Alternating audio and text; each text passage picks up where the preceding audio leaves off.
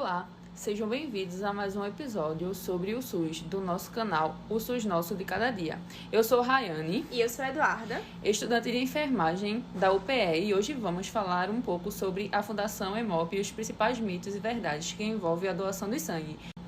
A Fundação EMOP foi fundada em 1977, a fim de ser uma instituição educacional e assistencial vinculada à Secretaria de Saúde do Estado de Pernambuco. E desde então, trata-se de uma referência em diagnósticos e tratamento das patologias sanguíneas, além de atuar também com transfusões e serviços de transplante de órgãos. E para isso, nós convidamos Josinete, funcionária do EMOP há mais de 20 anos, responsável pela captação, aqui para conhecer o seu trabalho e entender a importância do incentivo à doação de sangue. Falar do EMOP para a gente é sempre importante divulgar a responsabilidade que nós temos enquanto instituição pública de saúde, que tem como missão atender a demanda de solicitações de sangue para o serviço público, né? Além também de ser um hospital com cerca de 67 leitos, atendendo no diagnóstico e tratamento de doenças do sangue. Além disso, muitas pessoas não sabem, mas também nós somos um centro de ensino e pesquisa, porque nós ministramos disciplinas da UPE aqui dentro do EMOP, como também residência de medicina e enfermagem. E diante dessa temática, a gente vê que precisamos cada vez mais fomentar a doação de sangue e incentivar novos doadores, e a falta de informação muitas vezes forma um entrave, nessa doação, e a gente gostaria de tirar algumas dúvidas. A princípio, vamos esclarecer. Josi, quem pode doar sangue? É importante informar que toda a seleção do doador é baseada numa legislação orientada pelo Ministério da Saúde, que todos os hemocentros recebem para seguir essa normativa. Então, o primeiro item é que você atenda a critérios iniciais, para que você possa se candidatar. Então, pessoas com idade a partir de 16 anos, no caso o menor, ele deve vir acompanhado de um responsável legal, porque aqui será assinado um termo de autorização, até os 69 anos, se ele já for um doador do EMOP. Se ele nunca doou, ele pode se candidatar até os 60 anos de idade. O peso acima de 50 quilos, vir alimentado, porque muita gente acha que é para doar em jejum, mas deve vir alimentado. Lembrando que também deve se evitar bebida alcoólica no dia anterior, ter dormido bem na noite anterior, documento oficial com foto. A gente precisa esclarecer que as pessoas precisam apresentar uma documentação formal. Mas importante, acima de tudo, é a boa vontade, a disponibilidade do outro, dele tentar ajudar quem precisa. Esse é fundamental para que ele possa chegar aqui e se candidatar. Outra dúvida super recente, pensando no momento que nós vivemos, após a pandemia, o surto, da pandemia do Covid-19, as pessoas que contraíram Covid, elas podem doar? Existe uma orientação na normativa que eles devem respeitar um prazo de 15 dias após o término de todos os sintomas. E essa orientação, ela é utilizada também na gripe. Então, Covid, sintomas gripais, síndromes gripais, todos são 15 dias após o término de todos os sintomas. Aí ele pode ser um candidato à doação. Durante a menstruação, muito se diz que algumas mulheres não poderiam doar por já estarem perdendo muito sangue. Isso realmente é verdade? É um mito que a gente tem que quebrar à medida que a gente conversa com as pessoas e com as mulheres principalmente. A mulher ela pode se candidatar mesmo no período menstrual.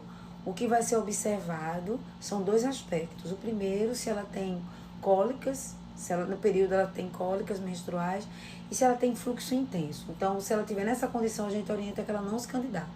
Se for um fluxo normal, sem nenhuma alteração, ela pode se candidatar e será avaliada.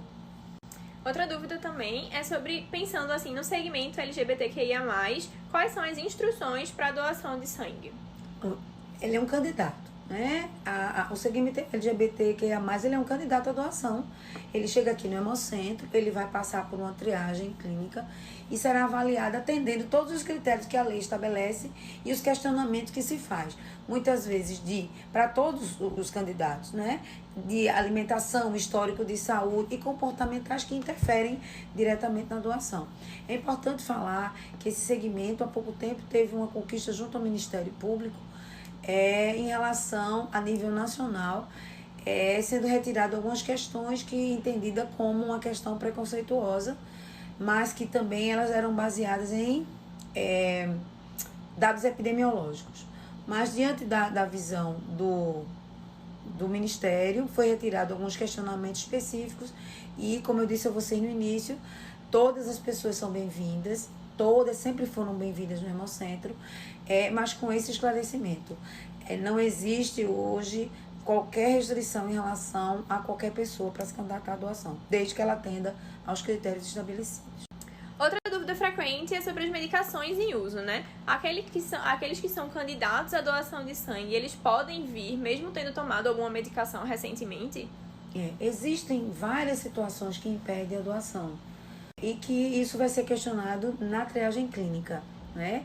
O que é importante? O candidato na triagem, ele falar com sinceridade toda a sua condição, se está fazendo tratamento, se está fazendo medicação, que tipo de medicação, ele informar o triagista e será avaliado, porque, por incrível que pareça, dependendo, pode até ele ser impedido de doação naquele momento, se ele estiver tomando até um comprimido para dor de cabeça, dependendo da composição dessa medicação. Então, é extremamente importante que a gente incentive as pessoas à sinceridade, para que elas possam passar sem se prejudicar e sem prejudicar quem vai receber esse sangue doado. Com certeza, a gente vê quanto é importante nós, enquanto profissionais de saúde, até mesmo como população, incentivar a doação, né? O Hemop está disponível para retirar dúvidas, seja em seu site, seja aqui presencialmente, de realmente incentivar todas as pessoas a doarem sangue. Algo muito relevante que nós devemos pensar é como nesse período de final de ano, de festividades, o quanto o Hemop sente a defasagem nas doações e como a gente pode realmente incentivar a população a vir a se candidatar e se voluntariar para isso. É importante a gente destacar esse momento, como você mesmo citou, porque nós estamos com uma queda em torno de 30%. O que significa isso? 100 pessoas a menos todos os dias. A gente entende que é um período de que as pessoas estão priorizando as compras natalinas de fim de ano, as confraternizações. No entanto, os atendimentos, as cirurgias programadas, as emergências e a pacientes crônicos que no seu tratamento necessitam de sangue continuam.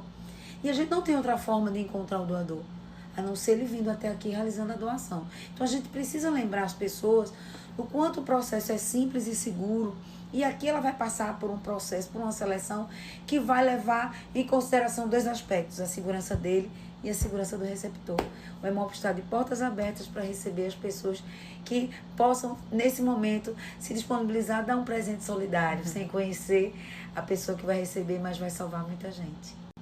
Esse foi o nosso podcast sobre a Fundação Hemop e os principais mitos e verdades que envolvem a doação de sangue. Esperamos que você tenha gostado das informações. E para mais conteúdos como esse, fique ligado no nosso canal, o nosso SUS de cada dia.